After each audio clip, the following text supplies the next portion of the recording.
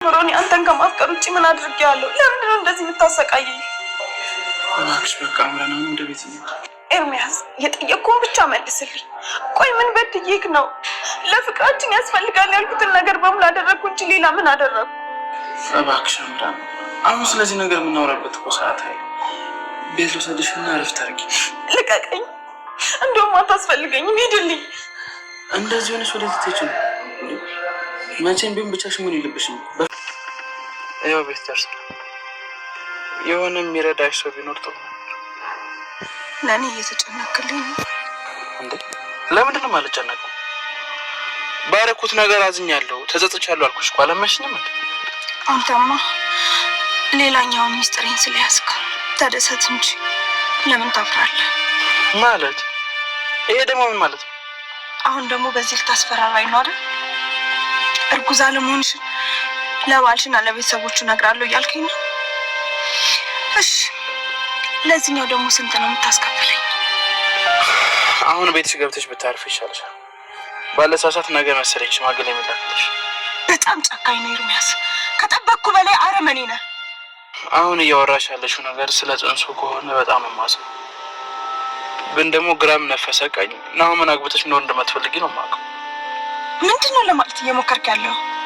ይልቅ ጽንሱ ሳይገፋ አግብተሽው ፍቺው መታፋጥኝ የተሻለ ይመስለኛል። እሺ በቃ መች ችግር የለም መቼኝ ያውጣልሽ። እሱን አለምፈልግ መቼም ይቅር አልልህም። ለዚህ ስራ ደግሞ በእጥፉ አስከፍልሃለሁ። ቆይ አንቺ ግን ሁሌ አንድ አይነት ዛቻ አይሰለችሽ? ቆይ እንደዚሁ እንዳላገጥክ የምትኖር መስሎሃል? ኧረ እባክሽ አላገጥኩብሽ። እንደም አንድ ነገር ልጨምርልሽ። እንዴት ነው የሽምግልናው ጊዜ ከሴቷ ወገን ሆኜ እንደገኝ አትፈልጊም? እንዴት ነው ግን እስከዛሬ አብሬክ ስኖር እንደዚህ አይነት ሰው መሆንን ያላወቅኩት? ገና ከሆስፒታል ከመውጣትሽ እንደዚህ አትብሰልሰይ። ይልቅ አሁን ግቢና እረፍት። በነገራችን ላይ ናሆም የጽንስ ክትትል እናድርግ ማለቱ አይቀርም። አዎ ለካ እሱም አለ። ወይኔ አምላኬ ምንድን ነው የማደርገው? ክትትሉን የሚያደርግልሽ ዶክተር ማን ነው? በዚህ እንኳን ልተባበል። ሰላም ሰላም ውድ ቻናል ቤተሰቦቼ አስቱ ነኝ። ዛሬ ደግሞ በሌላ ቪዲዮ መጥተናል። ተወዳጅ የሆነ ድራማ ዛሬ ምን ተፈጠረው የምለውን አብረን እናያለን ማለት ነው። እና ሽማግሌ ልኳል እምራ እንግዲህ ኤልሚ እሷ ጋር ሄዶ ነበር። እንደምንም ብሎ ተደብቆ እያመልጣል ማለት ነው።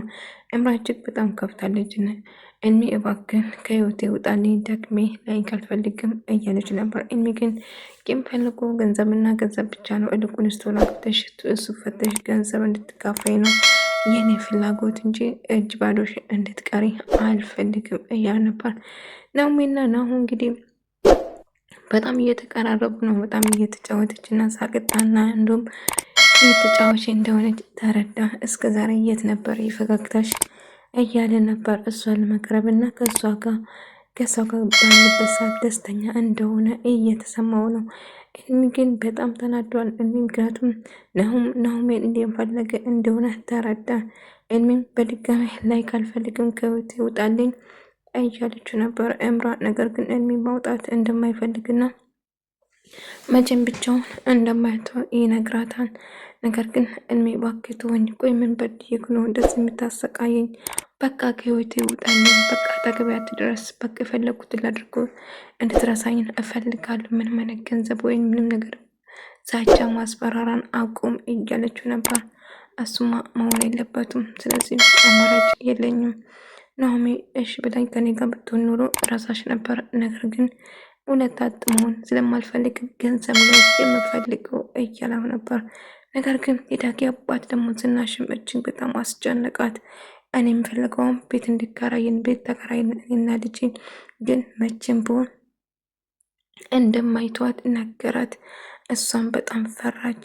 ትሰማኛለህ ሰውዬ አሁን ቤት ለቃ ውጣኒ በቃ ብትለውም ነገር ግን እሱ እሺ ለአሁኑ እድልሻለሁ፣ ነገር ግን መቼም እንደማይተዋትና ከአጠገቧ እንደማይርቅ ደጋግሞ አስጠነቀቃት። አስፈላጊ ከሆነ ገበናሽን አውጥቼ ነው የምንሰረግፈው እያለ ሳስፈራራት ነበር። ይህንን ሳስፈራራት ስማ ኤልሚን እጅግ በጣም ተጨነቀ። ናሆም ከአሁኑ አወቀ በማለት እጅግ ስጋት ውስጥ ነው ያለ ማለት ነው። እናም የእምራ ልጅ በመውረዱ እምራ ያለችበት ከባድ ጥሩ ስሜት ላይ አይደለችም። ምክንያቱም ስሜቶቿ ዝብርቅ ብለዋል። ልጇም ስላጣ እጅግ ከባድ ሐዘን ውስጥ ገባች። እሷን ለማረጋጋት በሞክሩም ነገር ግን እሱ የሚፈልገው ገንዘብ ብቻ ነው። እድሜ እንዳሰብነው ሰውን እጅግ በጣም ተቀይሯል። አሁንም ቢሆን የምፈልገው ገንዘብ ብቻ እንደሆነ በቃ እድሜ ለምትሆኝ እንድትርቀኝ እፈልጋለሁ። በቃ ከህይወቴ ይውጣልኝ እትለውም ነገር ግን ናሆም እንዳጋጣሚ ደውሎ ምን ሆነሽ ነው? ድምፅሽ ስለ ጉንፋን ይዞኝ ሐኪም ቤት ሄጄ ነው እያለች ነበር።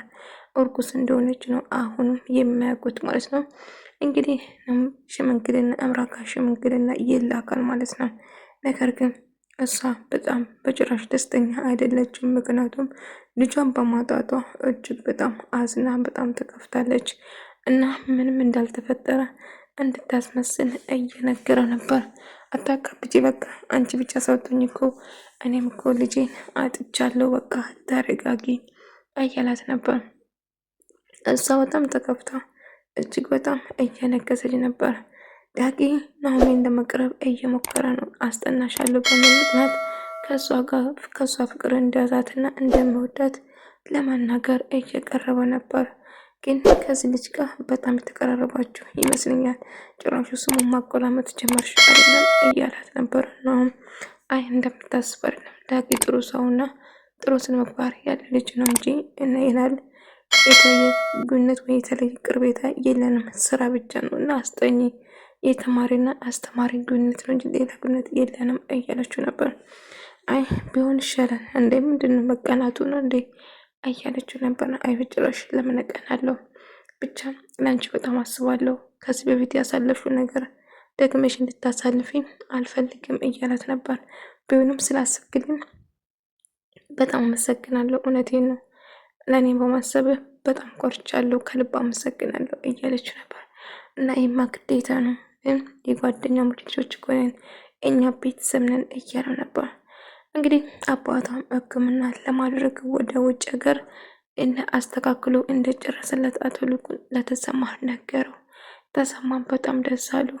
እንዴት አድርጌ ያንተን ውለታ እንደምከፍል ባላቅም በጣም አመሰግናለሁ ጓዴ፣ ለእኔ ያንኩልኝ ለማንም ሆነ አታውቅም፣ ምን እንደምልክ አላውቅም። እባክህ ምስጋናው ለወደፊት አቆይ፣ ታክመ እንደ በፊቱ ደህና ሆነ ያኔ በአካል መታ ታመሰግነኛለህ። አሁን ግን እባክህ አታጨነቅ እያለው ነበር። እሺ ጓዴ አንተ እንዳልከው በቅርቡ ታክሜ እመለሳለሁ ብዬ ተስፋ አድርጋለሁ። አዎ እህቴ እዛ ስላለች ጀርመን እሷ ትንከባከባለች፣ ስለዚህ ምንም አሰብ አይግባክ እያለው ነበር። ስለዚህ ቤተሰቦች እዚህ ያሉት ስለ ናሆሜም ሆነ ስለ ኤደንም ስለ ገንም መጨነቅ የለብም። እኔ እየመጣሁ አያቸዋለሁ። ያው ናሆሜን ታውቃታለህ፣ ጥሩ ልጅ ነች፣ በጥሩ ቦታ እንደምትደርስ አልጠራጠርም። አሁን ከልጅ ጋር ተግባብታ ስራውን በአግባባ እየሰራች ነው እያላት ነበር። አዎ ናሆሜ እንደምትሰራ አውቃለሁ፣ ብቻ አደራ ሰጥቼ ነው ለአንተ የሚሄደው እንድታይልኝ። ናሆሜ ንጹህና ንጹህ ልብ አላት፣ ነገር ግን ሰውን ታምናለች። ድጋሜ እንዳትጎዳብኝ አልፈልግም ልጄ እያለው ነበር። ናሆም አጠገቧ ስላለኝ ማንም ሰው ሊጎዳት አይችልም፣ አሰብ አይግባ እያለው ነበር። ናሆም እንግዲህ ከእሷ ጋር በመስራት እጅግ በጣም ደስተኛና በቃ ለስራ ስኬት በቃ የደስታ ምንጩ እንደሆነች ጨመረ። እዚህ ስላለሽ አመሰግንሻለሁ። ታውቂያለሽ እስከዛሬ ቢሮ መምጣት ይደብረኝ ነበር፣ ግን አሁን ያንቺ ፈገግታና ያንቺ ሳቅ ለማየት በየቀኑ በመጣ ደስ ይለኛል እያላት ነበር። አመሰግናለሁ እያለችው ነበር። እንግዲህ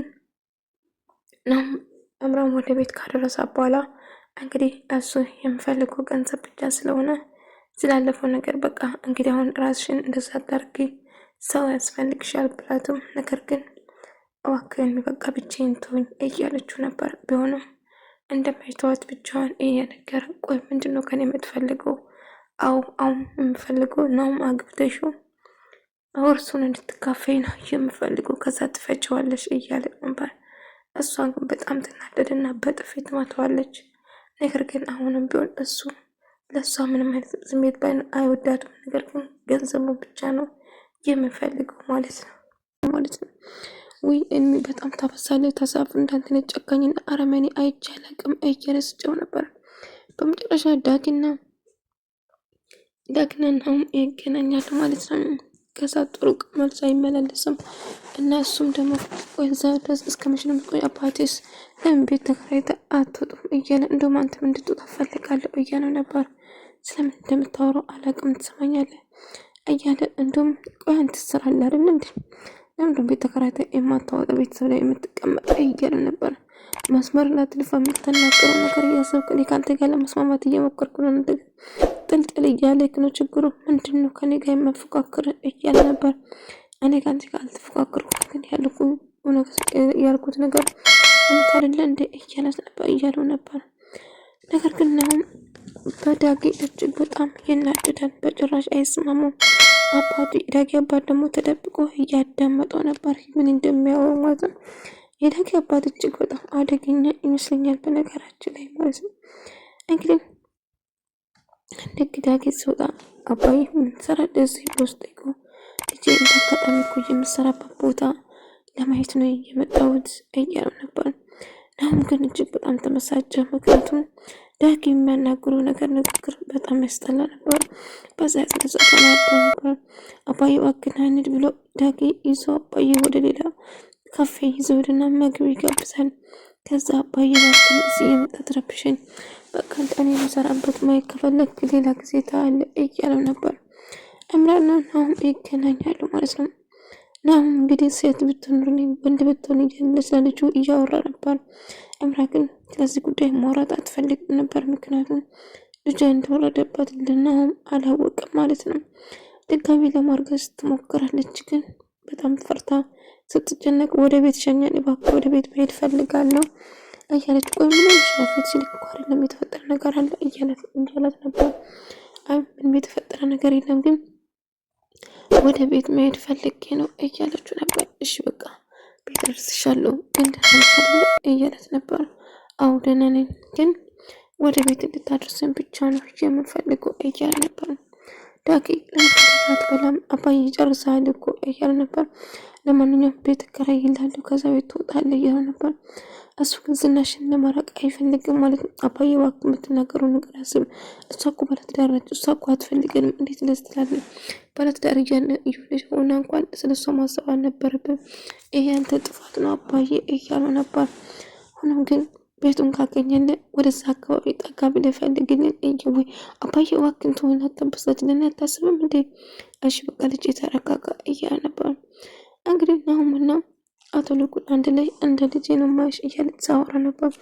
እንደም የአባት ሕክምና በቅርቡ ወደ ውጭ ሄዶ እንደምታከም አስተካክሎ እንደጨረሰ ነገራት።